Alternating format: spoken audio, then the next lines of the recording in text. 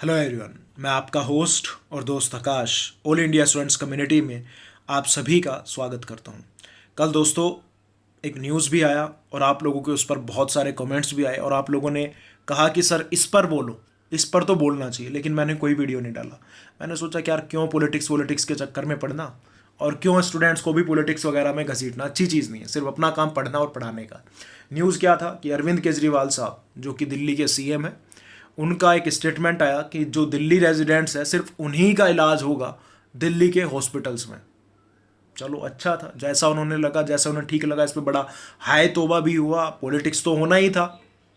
फिर उसके बाद आज एक बहुत ही गर्मा गर्म न्यूज़ आ रहा है एंड दैट इज कि जो दिल्ली के सीएम हैं अरविंद केजरीवाल साहब, उनको गले में दर्द है, फीवर है माइल्ड, और आप बोल सकते हैं थोड़ा खांसी भी है, जो तो वो तो होती है उनको। तो मतलब थोड़े से सिम्टम्स जो है कोरोना वाले लग रहे हैं और उन्होंने इसके लिए खुद को सेल्फ आइसोलेट कर लिया, घर में खुद को बंद। और कल उनका जो है कोरोना पॉजिटिव टेस्ट होगा कि कहीं वो कोरोना पॉजिटिव तो नहीं हो गए।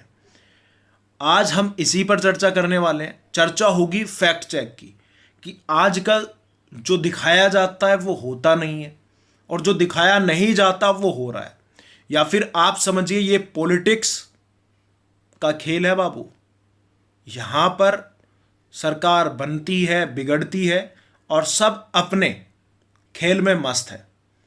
मैं ज़्यादा खोल के नहीं बोलूँगा, लेकिन आप समझदार हैं, पढ़े लिखे, आपको सब समझ में आएगा। लेकिन ये याद रखना कि कल इनका कोरोना पॉजिटिव टेस्ट होगा। कल ही इन्होंने बोला था कि दिल्ली में सिर्फ दिल्ली रेजिडेंट्स का होगा। ये भगवान की मर्जी बोलो या फिर कि शायद इन्हें इनका हॉस्पिटल ज़रूर मिलेगा। चलो उस पर तो मैं बात ही नहीं करता, वरना थोड़ा रोस्टिंग तगड़ा कर दूंगा। क्योंकि आप भारत में हो और भारत में हर एक नागरिक का, हर एक हॉस्पिटल पे, हर एक पब्लिक प्लेसेस पे, हर एक भारतीय का, जो आप बोल सकते हैं कि हर एक भारतीय का हक है, चाहे वो हॉस्पिटल्स क्यों ना हो। सिर्फ अगर ये कोई अलग अलग देश नहीं है कि यहाँ के हॉस्पिटल में सिर्फ यहाँ के लोग आएंगे, और ऐसा तो विदेशों में भी नहीं होता। हमारे लोग तो यहाँ से दूसरे देशों में भी अपना इलाज कराने जाते हैं। खैर, इनके हॉस्पिटल्स इन्हीं को मुबारक। शायद कल ये इनका रिपोर्ट आए और भगवान ना करे ये कोरोना पॉजिटिव मिले, क्योंकि हम नहीं चाहते हैं। इस समय ये लीडर्स हैं हमारे, शायद अच्छा कर रहे हैं इनके पॉइंट ऑफ व्यू के हिसाब से।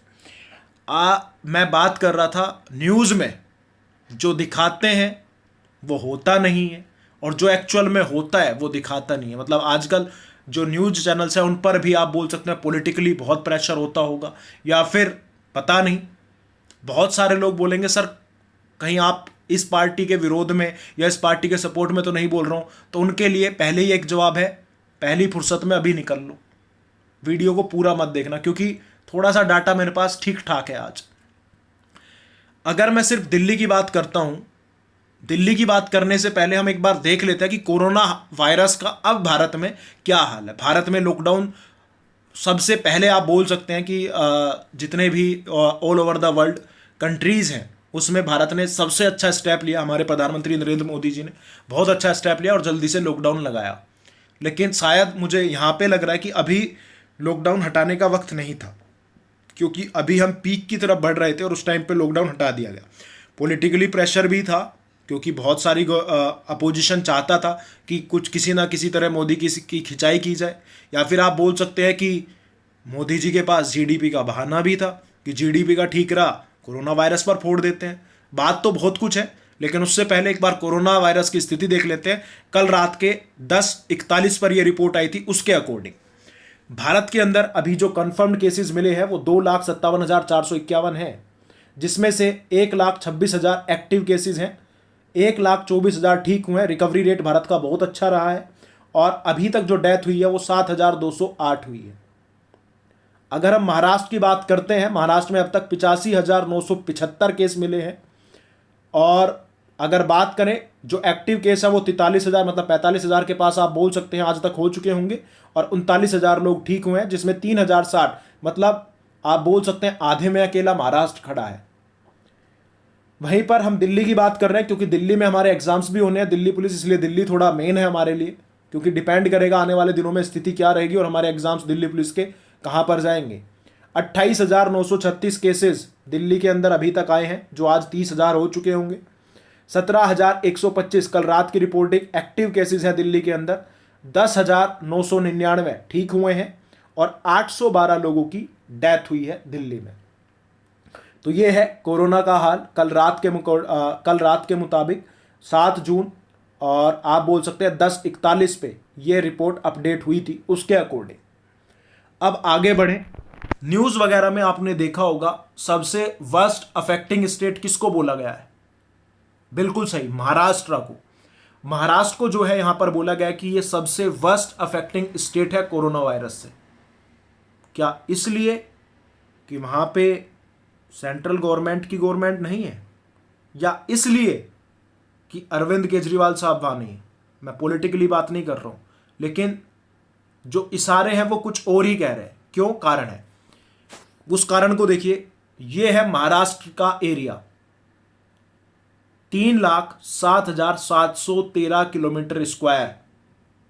पॉपुलेशन के अकॉर्डिंग तीसरा सबसे बड़ा राज्य है, दूसरा, पॉपुलेशन के अकॉर्डिंग दूसरा सबसे बड़ा राज्य, और एरिया के अकॉर्डिंग तीसरा सबसे बड़ा राज्य है। तो क्षेत्रफल की दृष्टि से भारत का तीसरा सबसे बड़ा राज्य है महाराष्ट्र।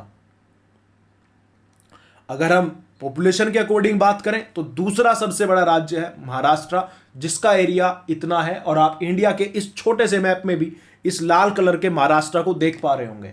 यहां पर आपको बताया गया, यहां पर जो केसेस की संख्या है वो लगभग अभी तक जो है 85,900 के आसपास आई है। आप मान के चल सकते हैं, ठीक है चलो 90,000 हम मांग लेते हैं, 90,000 केसेस जो है अभी तक यहां पर आए हैं, जिसमें से 45,000 जो है एक्टिव केस है। कितने? 45,000 जो है यहां पर एक्टिव केस है। एरिया को बड़े ध्यान से देखिएगा, क्योंकि जो न्यूज में दिखाया जा रहा है, जिस पर बात हो रही है, मैं आज उस पर थोड़े से आप लोगों का ध्यान लेकर जाना चाहता हूं। तो 45,000 एक्टिव केस इस समय महाराष्ट्र में है, और भारत का तीसरा सबसे बड़ा आप बोल सकते हैं राज्य है, बोल क्या सकते हैं। अब बात कर लेते हैं दिल्ली की। यह है हमारा दिल्ली, नेशनल कैपिटल। यहां पर दो गवर्नमेंट है। एक तो हमारी सेंट्रल गवर्नमेंट है जो यहीं से पूरे इंडिया को देखती है, शायद इसलिए थोड़ा कम नज़रों में रखा जाता है न्यूज़ के। या फिर आप बोल सकते हैं अरविंद केजरीवाल साहब है यहाँ पे, जो नहीं चाहते कि दिल्ली के हॉस्पिटल्स में बाहर के लोगों का इलाज हो, क्योंकि शायद वो दिल्ली के लोगों का ही इलाज करेंगे। अरविंद केजरीवाल साहब शायद वो भूल गए कि यहाँ पर एरिया जो है दिल्ली का, और उन्होंने बहुत पहले जब लॉकडाउन लगा हुआ था उससे पहले बहुत सारी छूट वगैरह दे दी थी दिल्ली के अंदर। आज हाल कुछ इस कदर है कि यहाँ पर का एरिया 1.484 किलोमीटर स्क्वायर है। मतलब आप जो बोल सकते हैं 1,484 किलोमीटर स्क्वायर यहाँ का एरिया है। 1,484 किलोमीटर स्क्वायर दिल्ली का एरिया है। आपने ध्यान से देखा तो कंपेयर करिएगा एक बार। ये महाराष्ट्र का एरिया है और ये एरिया है दिल्ली का। अगर हम दिल्ली के एक्टिव केसेस की बात करें, अभी दिल्ली में 17,000 एक्टिव केस है। 17 मतलब 18 आप मान के चल सकते हैं। 18,000 एक्टिव केस इधर है और 45,000 उधर है। एरिया में डिफरेंस कितना है ये मैंने आपको दिखाई दिया है। एरिया में डिफरेंस इतना है।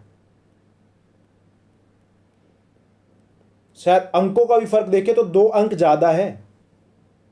अगर 2 उनको छोड़ भी दे तो भी महाराष्ट्र ज्यादा है। अगर मैं 30 को हटा भी दूं तो ये कहीं ना कहीं आप लोगों की सोच को खोलने में और ज्यादा सोचने में मजबूर कर रहे होंगे। हाल ही में न्यूज में बोला जा रहा है Maharashtra is the worst affecting state, लेकिन क्या हम ये नहीं बोल रहे कि Delhi is the worst affecting state, या फिर दिल्ली जो है दूसरा न्यूयॉर्क बनने वाला है? क्या यहां पर हम आने वाले दिनों में लाशों के ढेर थोड़े ज्यादा तो नहीं देखने वाले हैं? In my views Delhi is the worst affecting state, और इन सारी चीजों को देखते हुए यह भी होना लाजमी था कि यहाँ के मुख्यमंत्री हो या फिर कोई और, उनको भी, और आम जनता तो खैर पिसती ही है, तो मुख्यमंत्री साहब का जो कल कोरोना पॉजिटिव टेस्ट होगा, देखते हैं उसका क्या रिपोर्ट आता है। भगवान ना करे वो कोरोना पॉजिटिव निकले, सब खुश रहे, सब अच्छे रहे, हर परिवार में खुशी हो, कोई परिवार मातम ना मनाए, हम तो यही चाहते हैं। लेकिन मैं ये जरूर बोलूँगा कि महाराष्ट्र न्यूयॉर्क नहीं बनने वाला है शायद, लेकिन दिल्ली जरूर आने वाले दिनों में दूसरा न्यूयॉर्क बन जाएगा, as per cases, as per area, और आप लोगों को फैक्ट्स दिखाए। उसके बाद एक सबसे इंपॉर्टेंट जो आप लोगों की आंखें बहुत अच्छे से खोलने में काम आएगा, दैट इज इंडिया का ये मैप। अगर मैं इसको थोड़ा सा, चलो इसको बड़ा कर देते हैं, हो जा भाई बड़ा। ये है महाराष्ट्र, आप बड़े आसानी से देख पा रहे होंगे, मैं छोटा भी कर देता हूं। ये महाराष्ट्र, आप बड़े आसानी से ये पूरा एरिया महाराष्ट्र का देख लिया होगा, बोलते ही मेरे महाराष्ट्र आपको दिख गया होगा। अगर मैं दिल्ली बोलूं तो जब तक मैं इस मैप को जूम नहीं करूंगा आपको इस मैप के अंदर दिल्ली दिखाई नहीं देगा। और ये आप लोगों को बताने के लिए बहुत है कि दिल्ली जो तीसरे नंबर पर है, कहीं वो पहले नंबर का न्यूयॉर्क तो नहीं बनने वाला है। क्योंकि अब हम दिल्ली को देखने की बात कर रहा हूं और आप दिल्ली ढूंढ रहे होंगे, तो दिल्ली को ढूंढो मत, मैं ही ढूंढवा देता हूं। And that is Delhi. जो ये पॉइंट सा बना हुआ है, एक स्क्वायर के अंदर एक पॉइंट नजर आ रहा होगा, शायद ये मेरा डॉट आपको दिखा भी नहीं, इतना छोटा पॉइंट है दिल्ली इंडिया के मैप के अंदर। और महाराष्ट्र आप देख रहे होंगे, ये है दिल्ली, ये जहां पे मेरा बस एरो खत्म हुआ है, और ये है महाराष्ट्र। अब सिर्फ एरो से देख लो कितने एरो आ सकते हैं महाराष्ट्र के अंदर, आप समझ जाएंगे स्थिति क्या है। बाकी आपके क्या कमेंट्स है इसके ऊपर, आप कमेंट करके बताइएगा। वीडियो अच्छी लगे तो लाइक और शेयर जरूर करिएगा, और अभी तक ऑल इंडिया स्टूडेंट्स कम्युनिटी को सब्सक्राइब नहीं किया है तो आज ही चैनल सब्सक्राइब कर लो, वीडियो को शेयर करो, और जो लोग नए हैं वो सब्सक्राइब करके बेल आइकन जरूर दबाएं, जिससे कि जब भी मैं नेक्स्ट वीडियो डालूं आपको उसके तुरंत अपडेट्स मिलते रहे। थैंक यू, जय हिंद, जय Bharat, take care, love you all.